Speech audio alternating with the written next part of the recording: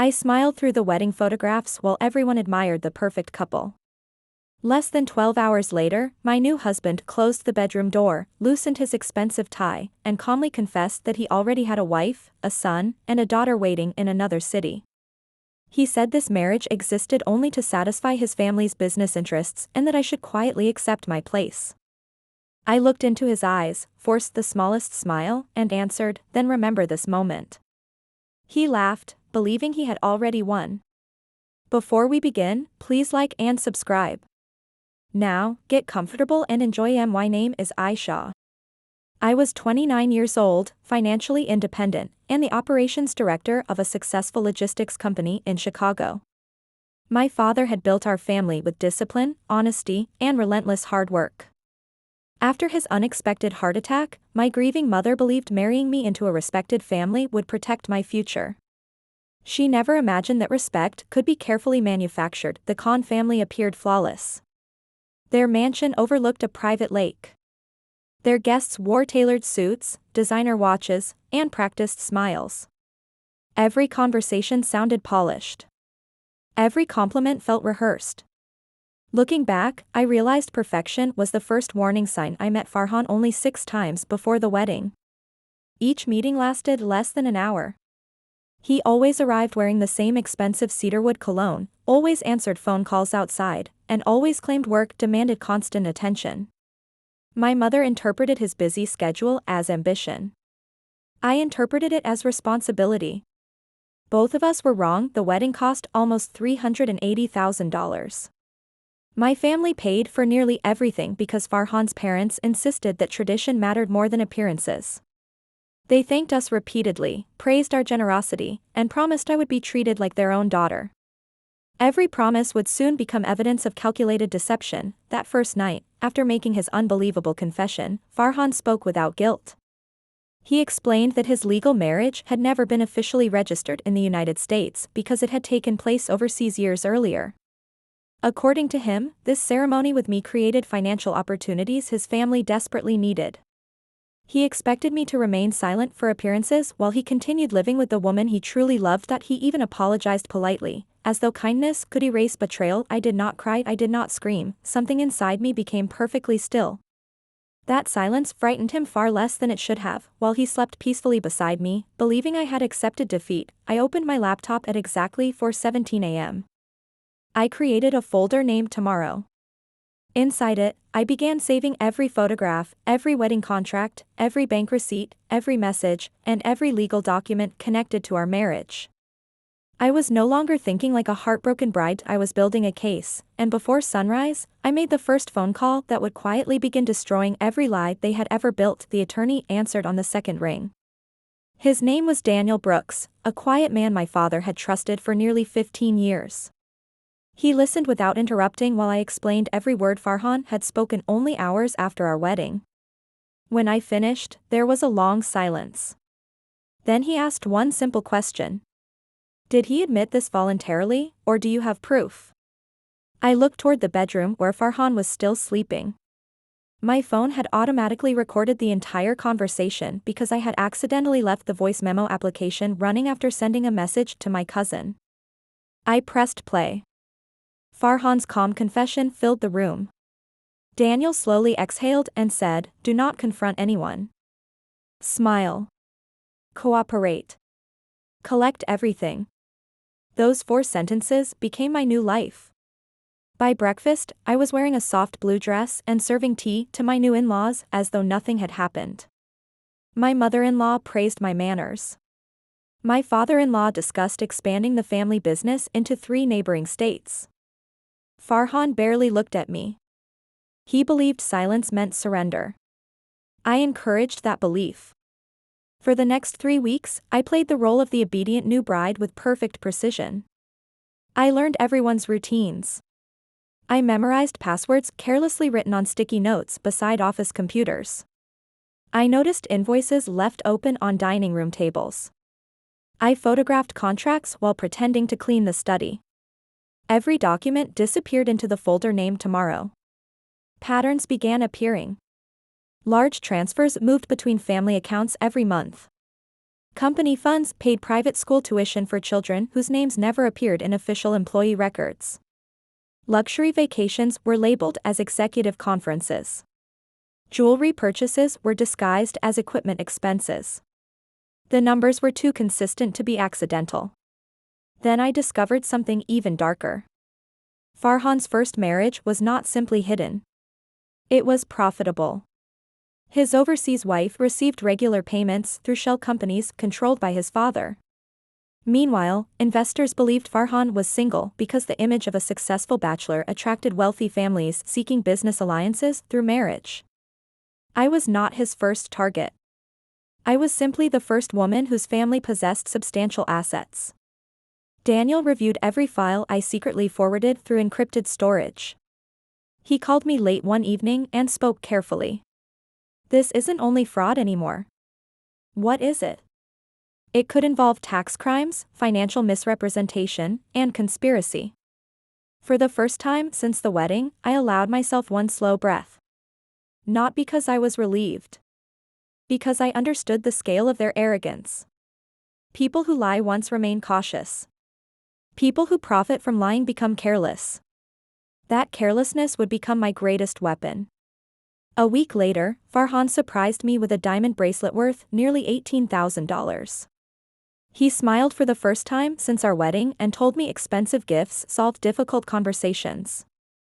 I thanked him warmly, kissed his cheek, and placed the bracelet inside its velvet box. Unopened. Untouched. I wanted every gift preserved exactly as received. Every receipt. Every signature. Every fingerprint. Every lie. Because the day was coming when none of those glittering diamonds would be worth as much as the truth waiting quietly inside my growing folder. 1 month after the wedding, Farhan's parents announced a formal family celebration at their estate. More than 100 guests accepted the invitation. Investors, politicians, business partners, and respected community leaders would all attend. My mother-in-law proudly told everyone it would be the perfect opportunity to introduce me as the future face of the family's charitable foundation. I smiled and thanked her. Inside, I saw something entirely different. I saw a stage. Daniel agreed. He warned me not to rush. The strongest case is the one that leaves the other side with no explanation. Let them keep talking. Let them keep signing papers. Every day they believe you are harmless increases your advantage. That advice changed everything. Farhan became more comfortable around me. He answered business calls in front of me.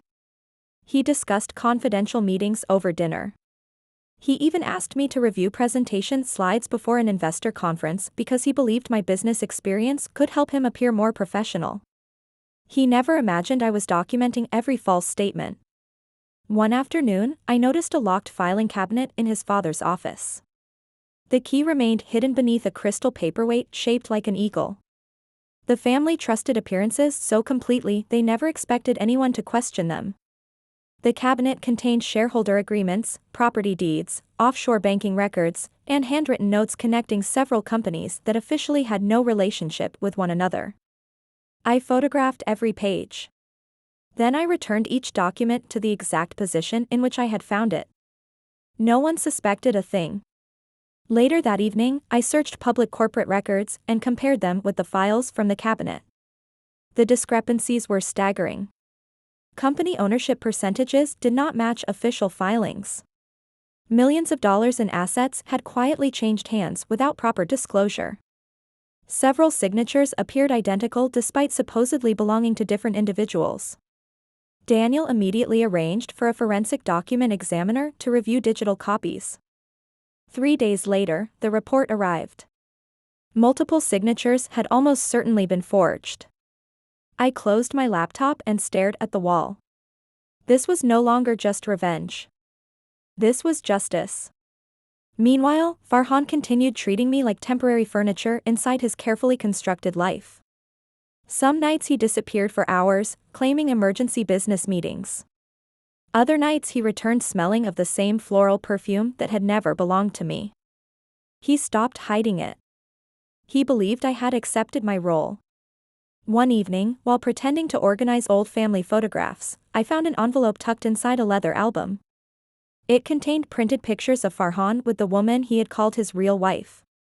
They were holding 2 children beside a beach house. Every photograph had dates. Several dates matched periods when he had supposedly been traveling for business with investors. Another lie. Another timeline. Another piece of evidence. I carefully scanned every photograph before placing them back inside the envelope. The folder named Tomorrow had become enormous. Audio recordings.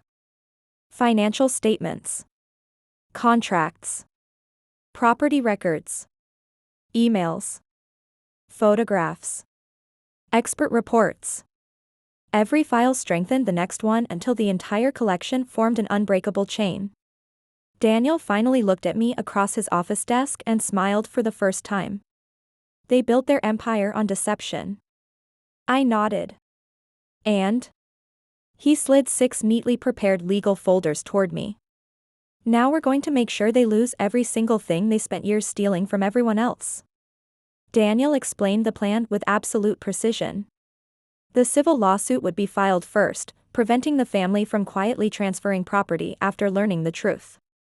At the same time, carefully prepared evidence packages would be delivered to federal tax investigators, state financial regulators, and several private investors who had unknowingly funded fraudulent projects. Every envelope would arrive within the same hour. No warning. No opportunity to coordinate excuses. I approved every step. Then I returned home carrying nothing except my handbag and a calm expression. Preparations for the family celebration filled every room. Caterers tested expensive menus. Florists delivered thousands of white roses. Crystal chandeliers reflected across polished marble floors. My mother-in-law proudly announced that nearly $2 million in future investments would be confirmed during the event. She had no idea that every investor on her guest list would soon receive documents proving they had been deceived. The morning of the celebration, I woke before sunrise. I brewed coffee. Opened my laptop. Reviewed every file one final time. Nothing was missing. Every recording had timestamps. Every transfer matched bank statements. Every signature had been examined. Every accusation rested on documentary proof instead of emotion. At exactly 8:30 a.m., Daniel sent one message. Everything has been filed. I stared at those 4 words for several seconds. There was no turning back. By evening, luxury cars lined the circular driveway. Photographers captured smiling guests beneath elegant lights. Farhan greeted investors with polished confidence while his father proudly described future expansion plans. My mother stood quietly near the entrance, believing she was witnessing the beginning of my happy married life. Seeing her smile almost broke my resolve. Almost. The speeches began shortly after dinner. Farhan thanked his parents for their guidance. His father praised honesty, integrity, and family values. I nearly laughed. When they invited me onto the stage to say a few words as the newest member of the family, I accepted without hesitation. The ballroom became completely silent. I thanked everyone for welcoming me so warmly. Then I picked up the remote connected to the large presentation screen behind us. Farhan frowned. His father looked confused. My mother-in-law still smiled confidently. The first image appeared. Our wedding certificate. The second image followed. A photograph of Farhan embracing another woman while holding 2 children. Gasps spread through the ballroom. The third slide displayed bank transfers. The fourth revealed shell companies. The fifth showed forged signatures highlighted beside authentic ones. No music played. No one spoke. Only the sound of quiet breathing filled the enormous room. Farhan rushed toward me, but 2 process servers entered through the main doors at precisely that moment. They called his full legal name. Then his father's. Then his mother's. Each received thick legal envelopes in front of every guest. Seconds later, several investors checked their phones almost simultaneously. Emails from Daniel's office had already arrived. Attached were copies of the same evidence displayed on the screen. Faces turned pale. Conversations stopped. Partnerships ended before a single word of defense could be spoken. Farhan looked at me with genuine fear for the first time since our wedding. I remembered the confidence in his voice on our first night. I already have a wife. I met his eyes calmly. And now, I said quietly, you have the consequences. The ballroom erupted into complete chaos. Investors demanded explanations. Business partners walked away without shaking hands. Several guests quietly recorded everything on their phones while security stood frozen, unsure whom they were supposed to protect. Farhan's father tried grabbing the presentation remote, but the final slides continued automatically. Every document appeared one after another with dates, account numbers, signatures, and transaction histories. There was nothing emotional about the presentation. It was simply evidence. One of the investors stepped forward and asked a single question. Is any of this false? Farhan opened his mouth. No answer came. His silence became the loudest confession in the room. Within 48 hours, bank accounts connected to the fraudulent companies were temporarily frozen while investigators reviewed the evidence. Several commercial properties became subject to legal restrictions preventing their sale.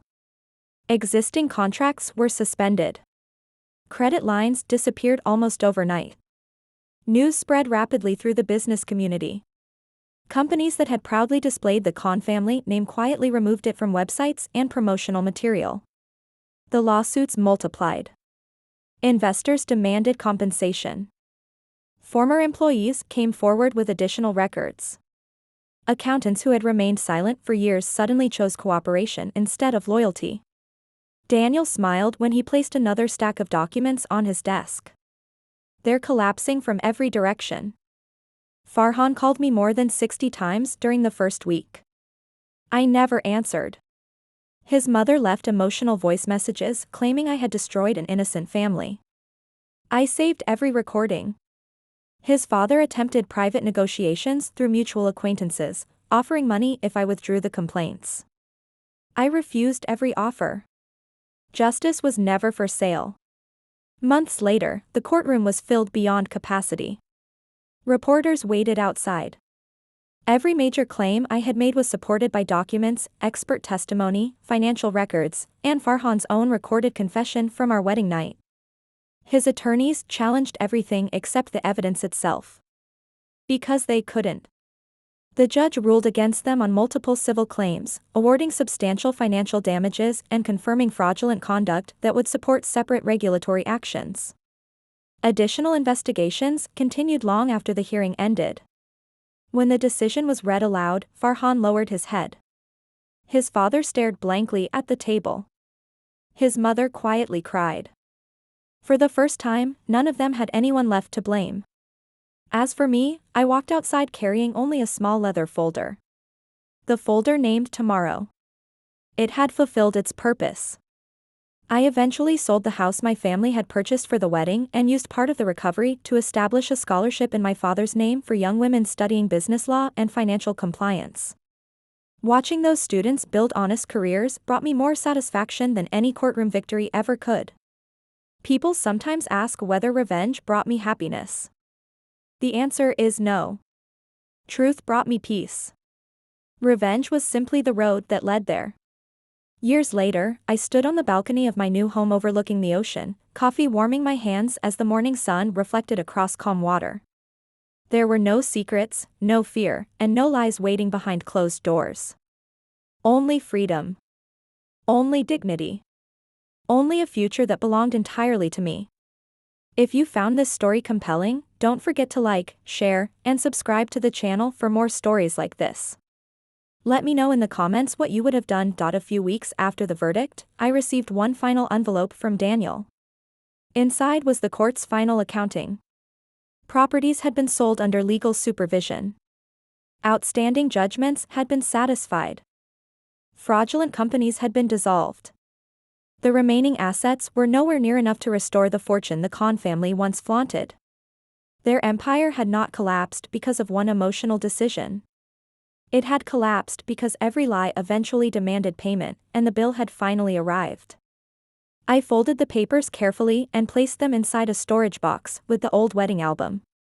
I kept them not as trophies, but as reminders that silence can be stronger than anger when it is guided by patience, preparation, and truth. That chapter of my life was finally over. I closed the box, locked it away, and walked outside without looking back.